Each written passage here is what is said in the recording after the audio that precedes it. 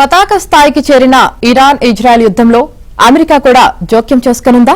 ఇజ్రాయెల్కు తోడుగా యుద్ధ రంగంలోకి దిగనుందా?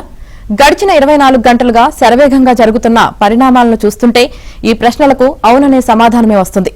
ఎన్నిసార్లు హెచ్చరించినా తమతో అణు ఒప్పందం కుదుర్చుకోలేదన్న కోపంతో ఇరాన్పై రగిలిపోతున్న అమెరికా అధ్యక్షుడు ట్రంప్ ఇరాన్ అణుయుద్ధాన్ని కలిగి ఉండకూడదని, ఈ విషయాన్ని తాను పదే పదే చెబుతున్నానని, టెహ్రాన్ ప్రజలంతా తక్షణమే ఆ నగరాన్ని వీడి వెళ్లిపోండని హెచ్చరిస్తూ ట్రూత్ సోషల్లో ఒక పోస్ట్ పెట్టారు.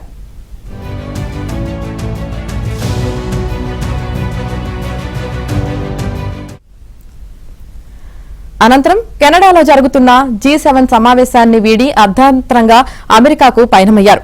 జాతీయ భద్రతా సలహాదారులతో సమావేశం నిర్వహించడానికి సిచ్యువేషన్ రూమ్ ను సిద్దం చేయాలని శ్వేత సౌధం వర్గాలను ఆదేశించారు. సుప్రీం లీడర్గా చెప్పుకుంటున్న ఖమేనీ ఎక్కడ దాక్కున్నాడో తమకు పక్కాగా తెలుసని, ఆయన్ను లక్ష్యంగా చేసుకుని దాడి చేయడం తమకు చాలా సులువని, కానీ ప్రస్తుతానికి ఆయన్ను తాము చంపమంటూ మరో పోస్ట్ పెట్టారు.